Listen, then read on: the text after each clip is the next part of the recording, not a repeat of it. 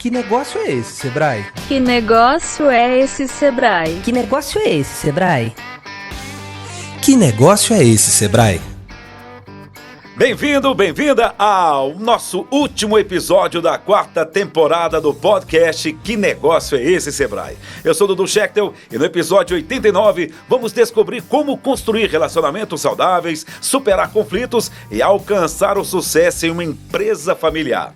E para falar sobre esse assunto que mistura família e negócios, convidamos a especialista em governança familiar, corporativa e planejamento sucessório, Juliana Costa. Que prazer ter você aqui.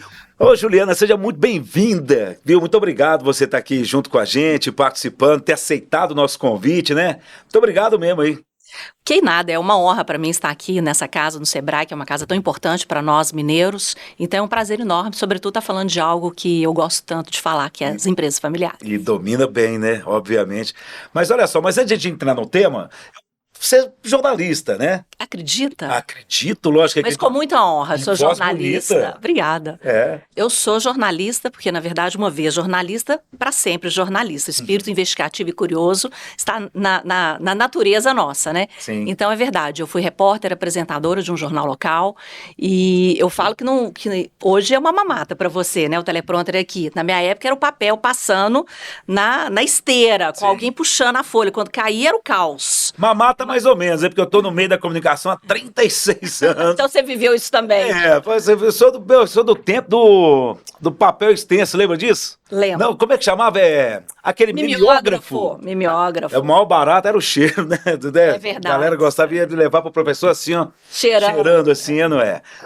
Você pode pedir, por favor? Vamos lá. Tem como você mostrar como é que era você apresentando um telejornal? Eu faço a vinheta? Vamos Pode lá. ser? Aí você falando assim, essa é a 4ª... Aí com seriedade, tá? A 4ª temporada está indo ao final e tal.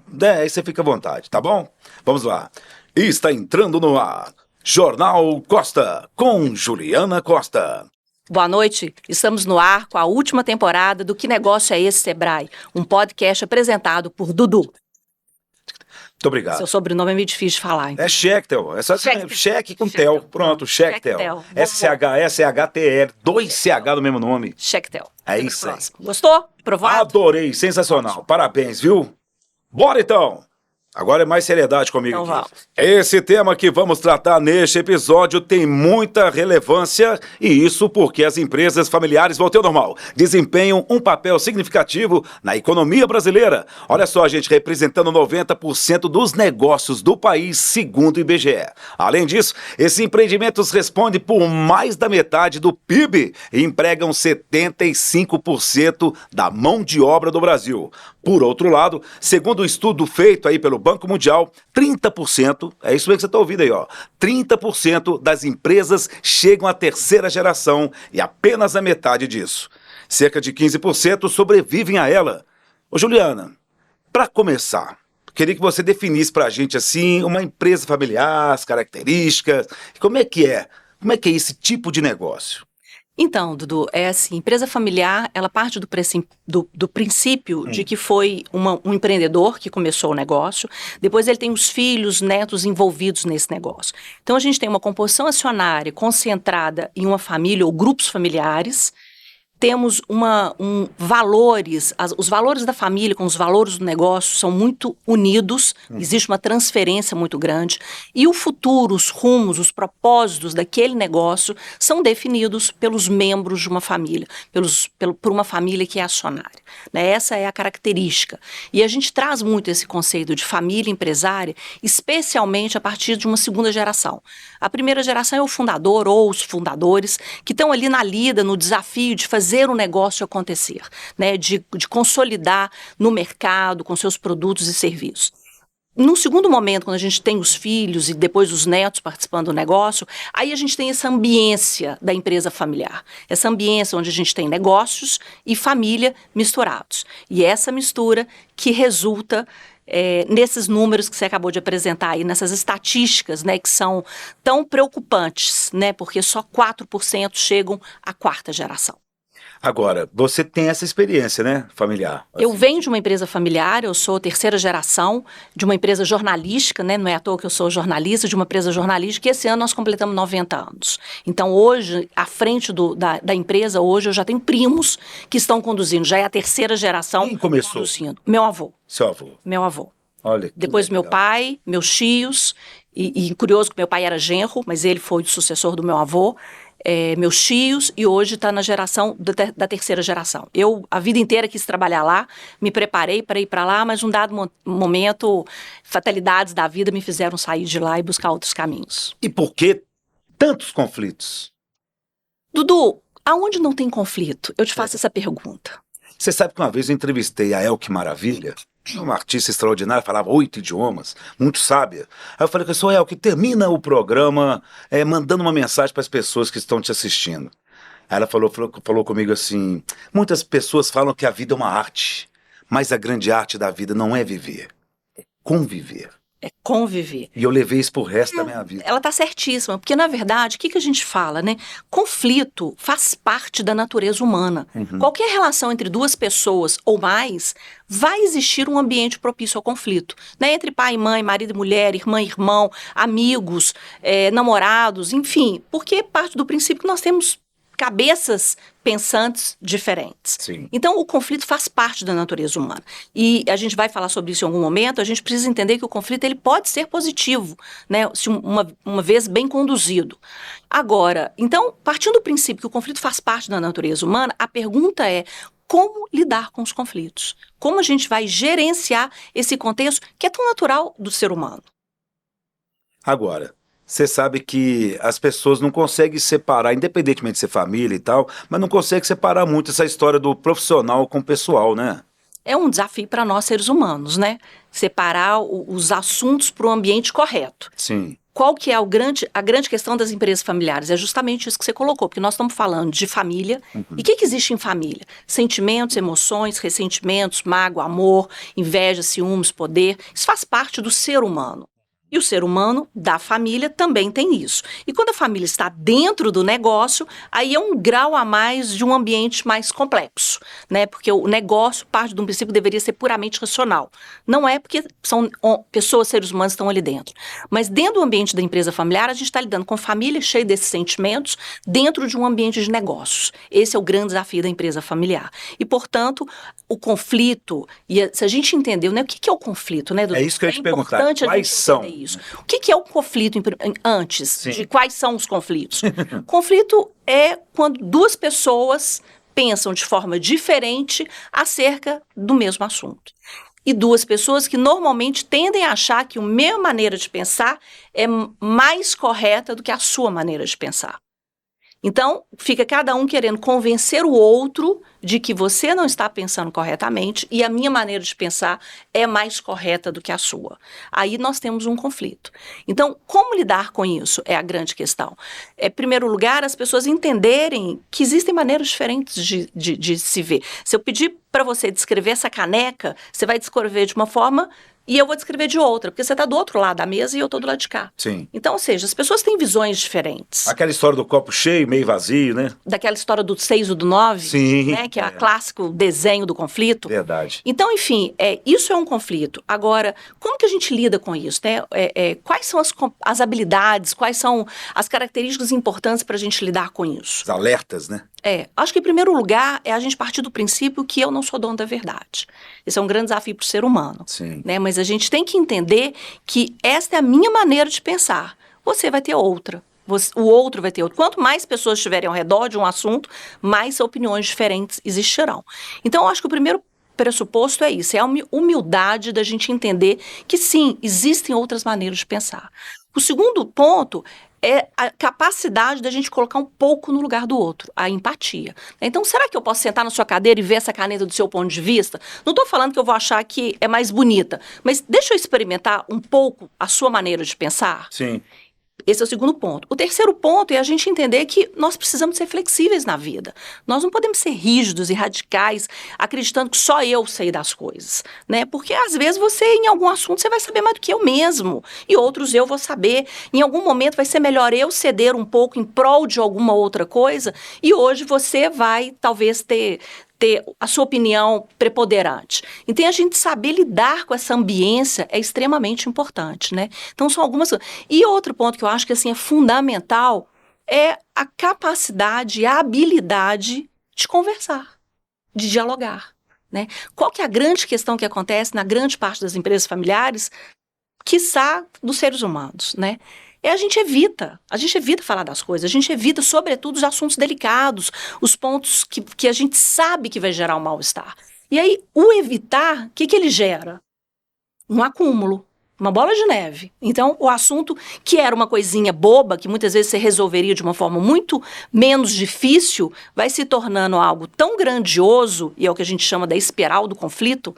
Às vezes você está brigando porque você quer um copo vermelho e eu quero amarelo. Daqui a pouco nós estamos brigando porque você quer suco de laranja e eu quero suco de limão. Daqui a pouco a gente está brigando porque eu quero uma mesa madeira e você quer uma mesa de vidro. Então, ou seja, o conflito vai aumentando porque você começa a disputar o poder. E chega no momento que tem que ter uma intervenção imediata ali, né? Só que, às vezes, essa intervenção não acontece. Aí ela explode numa briga muito mais difícil do que se a gente estivesse só discutindo se a caneca vai ser amarela ou vermelha, que era uma coisa muito mais simples. Então, as pessoas evitam falar e isso vai tornando uma grandiosidade que depois fica muito mais difícil. Eu lembro uma vez que eu visitei uma família aqui em Belo Horizonte, que quando eu cheguei na sala, a secretária me recebeu e me colocou numa sala. Aí ela voltou depois, vamos mudar de sala, porque essa sala aqui, o filho A não entra, aquela lá, o filho B não entra, vamos naquela lá que todo mundo entra. Aí eu quase que fui embora, porque assim, o que você vai ajudar uma família que chegou neste nível? Que, sabe, você não pode entrar numa sala que um não entra, o outro não entra, né? Então, assim, as famílias têm que estar, as famílias têm que estar atentas em saber qual é o momento que chega um ponto que você passa do ponto que é capaz de negociar e voltar.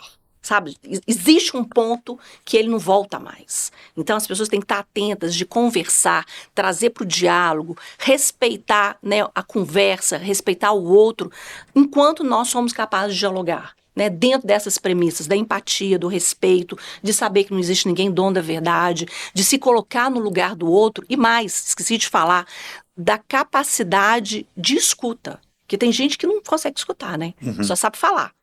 Nem presta atenção no que o outro está falando, porque já está pensando na resposta que vai dar para poder ferir. Olha a pessoa, se você sair da frente dela, a cena continua assim. Porque ela está pensando, ela não está escutando. É isso. Então, ou seja, a capacidade de escuta também, ela é muito importante.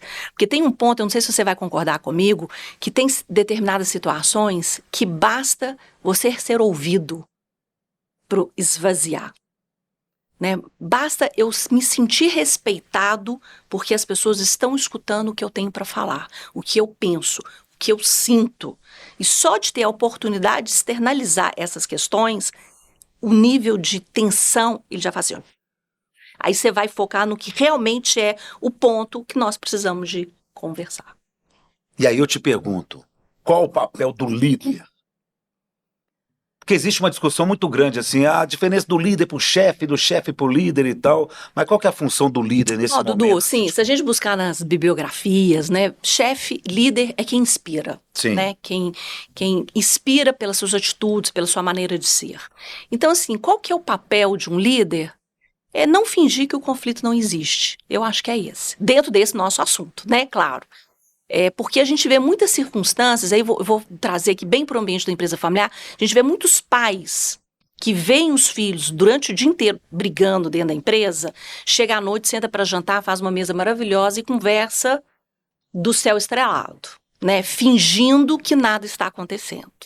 Então eu acho que o papel dessas lideranças familiares, né, seja pai, mãe, tio, tia, é trazer o assunto, é enfrentar, né, esse medo da conversa, esse medo dos assuntos difíceis.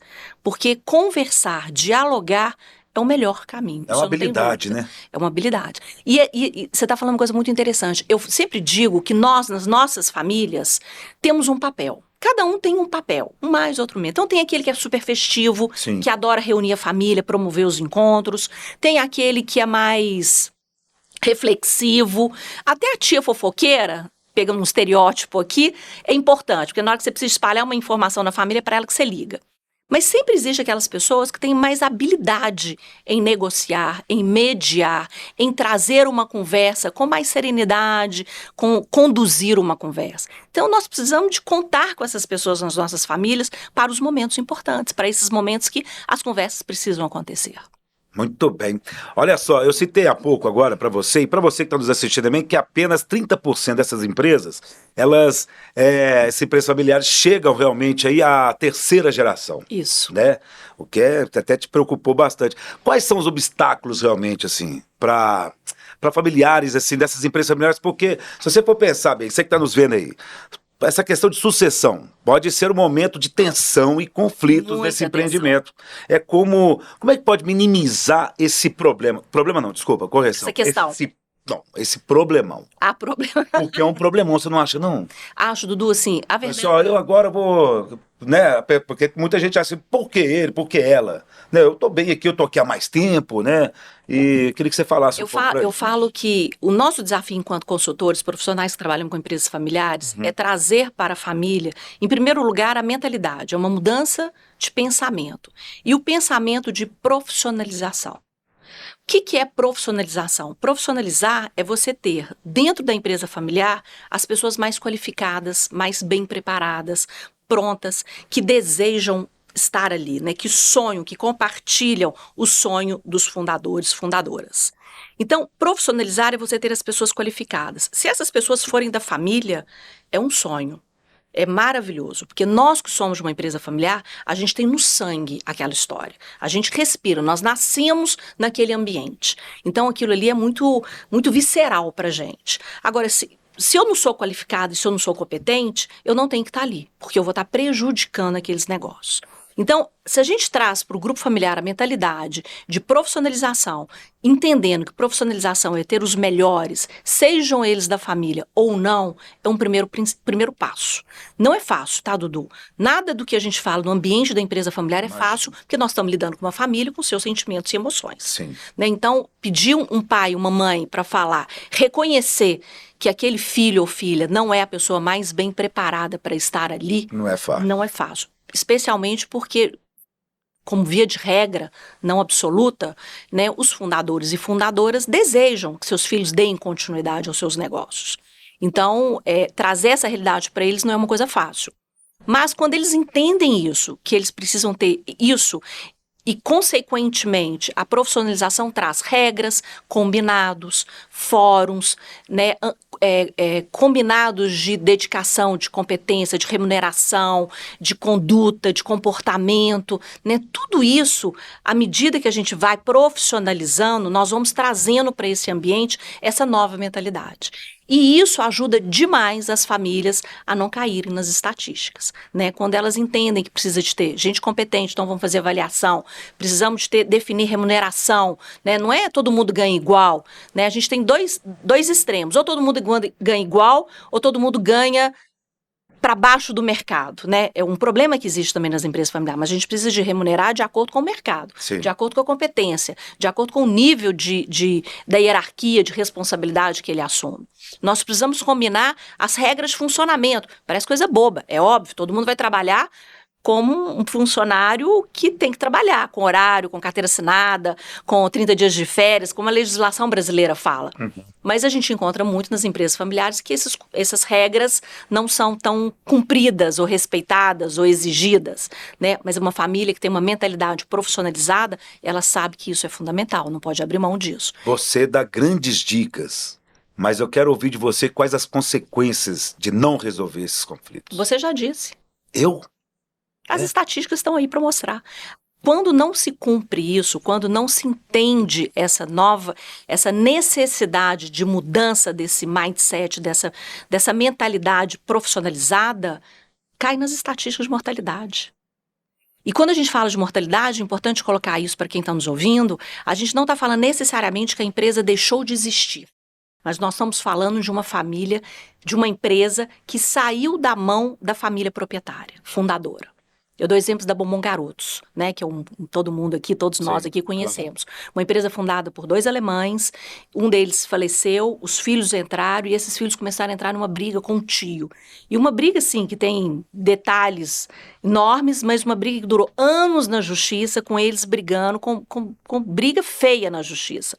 Até chegar um momento que eles venderam para a Nestlé. Venderam por um valor muito abaixo do valor que valeria, né, pela marca, fruto das brigas familiares. Então, Bombom Garotos ainda existe no mercado, mas não é mais da família fundadora. Então, esse é um clássico que entrou na estatística da mortalidade da empresa familiar. Então, a gente encontra várias razões, fusão, aquisição, às vezes a família divide os negócios, uma parte fica com o agronegócio, outro fica com o imobiliário, outro com a empresa operacional, mas na grande parte das vezes, quando a gente vai pesquisar, a gente encontra uma família que não deu conta de lidar com esse ambiente da empresa familiar, não deu conta de fazer esse processo de profissionalização, que é trazer as regras, é qualificar, é criar o acordo, criar os fóruns, né, fóruns da governança, porque à medida que a família cresce, imagina, Dudu, a minha empresa foi fundada pelo meu avô. Ele teve 6 filhos. E a minha geração, nós somos 18 netos. Aí eu pergunto, é possível 18 netos sentar ao redor de uma mesa para tomar alguma decisão? É possível? É possível. Claro que não, Dudu. É possível, sim. 18 pessoas sentaram numa mesa para tomar uma decisão? Porque minha família é tão pequena, eu não faço nem ideia que tem 18 primos numa mesa. É impossível, porque... Vamos lá, o que é conflito? Pontos de... Sim, cada um pensa de uma forma 18 diferente. pessoas, é uma loucura. Então, como é que a gente resolve isso? Mas deixa eu te falar, mas 18 pessoas, peraí, 18 pessoas também, netos estarem na mesma empresa é uma coisa assim. Aí eu tô falando uma coisa diferente. 18 netos acionistas. Ah, tá. A gente tem que entender que esse é um outro ponto Que alguns nem vão lá, muito né? gerador de E conflitos. que alguns nem vão lá. Não, Nem tomam a frente pra saber. eu tenho prima médica, que nunca vai estar lá. Entendi. A minha filha, que é herdeira, né, desse processo, é bailarina. Então, nunca vai passar por lá. A gente tem que entender que uma coisa é você ser gestor, outra coisa é você ser acionista. Uhum. Então, existe a remuneração pelo trabalho para quem trabalha. Existe a remuneração da propriedade para quem é sócio, se existir resultados positivos para distribuir. Então, esse é um ponto muito importante que você colocou, que é muito gerador de conflitos, né? A gente precisa entender se eu sou uma acionista que também trabalho, ou se eu sou só uma gestora, ou se eu sou só uma acionista. E que cobra ainda daqueles que trabalham. Exatamente. E nessa diferença de papéis, a gente fala dos stakeholders da empresa familiar, a gente tem fóruns específicos para tomada de decisões. Então, a gente tem o fórum da família, com os conselhos de família, a gente tem o fórum da empresa, com o conselho de administração /consultivo, e o fórum dos acionistas, que é a assembleia de sócios, conselho de sócios. E aí, cada fórum tem os seus assuntos, e cada fórum tem os seus representantes. Então, eu não vou participar de um fórum que eu não sou nomeada ou indicada para ele para discutir um assunto que não me diz respeito neste momento, no meu papel.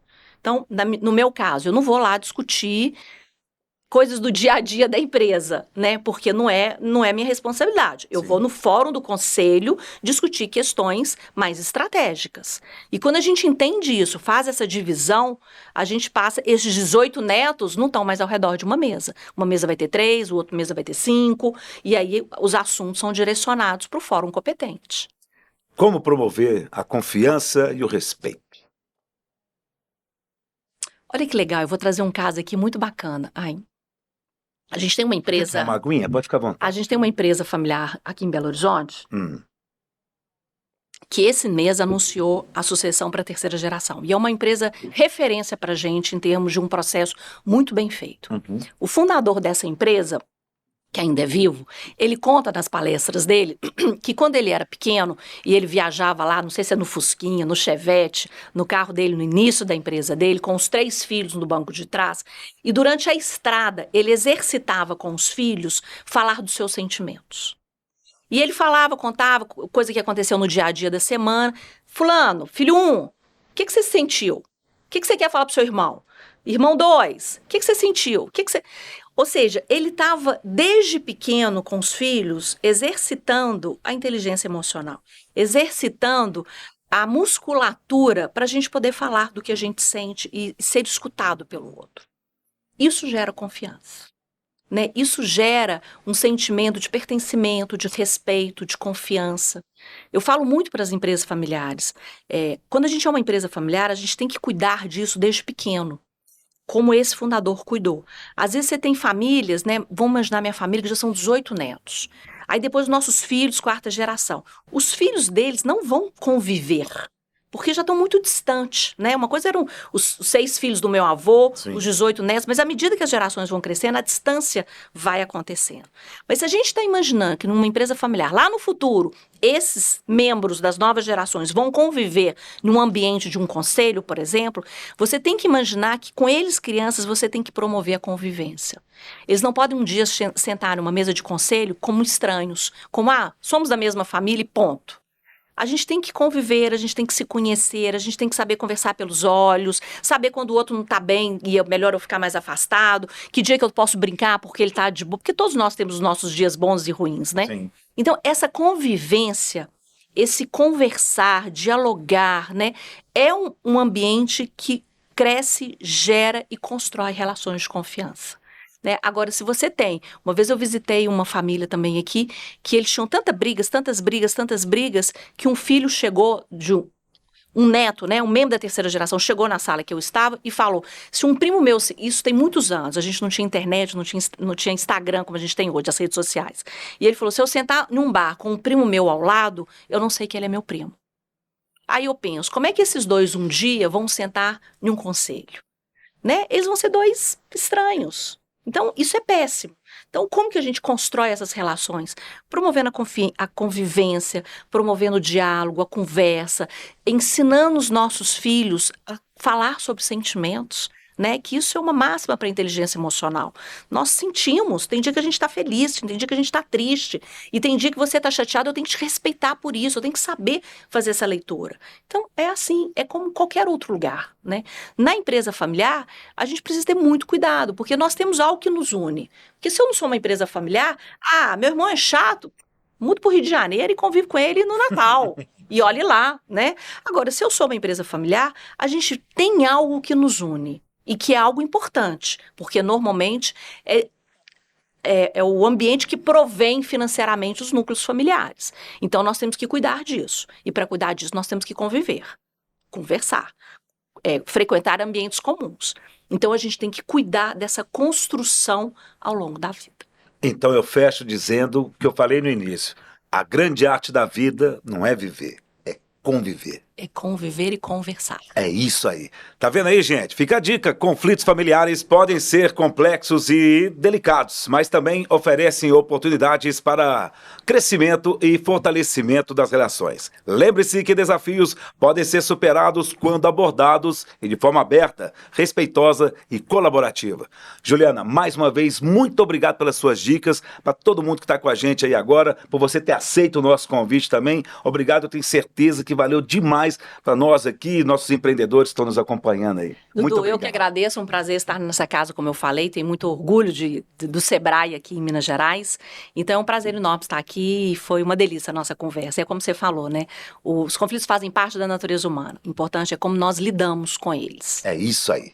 É uma pena, mas a 4ª temporada do podcast Que Negócio é Esse Sebrae está chegando ao fim. Eu e toda a equipe não poderíamos deixar de agradecer a você que esteve conosco pelo YouTube do Sebrae Minas ou pelas plataformas de áudio ao longo desses 18 episódios da nossa temporada. E se perdeu alguma de nossas conversas, assista e ouça onde e quando você quiser. Se você está nos vendo pelo YouTube, não esqueça de deixar o seu like, comentar e compartilhar os episódios que você gostou. Se estiver nos ouvindo pelo Spotify, siga e avalie o nosso canal para que esse conteúdo chegue a mais pessoas. Gente, vamos ficando por aqui, mas a jornada do Que Negócio é Esse Sebrae continua. A próxima temporada vem com o nosso time de especialistas trazendo novas informações, orientações e dicas para você que sonha em empreender ou para quem já tem uma empresa e está precisando de uma forcinha para alavancar o negócio. Fiquem com Deus, prosperidade sempre para todos vocês. Tchau e até a próxima. Que negócio é esse, Sebrae? Que negócio é esse, Sebrae? Que negócio é esse, Sebrae? Que negócio é esse, Sebrae?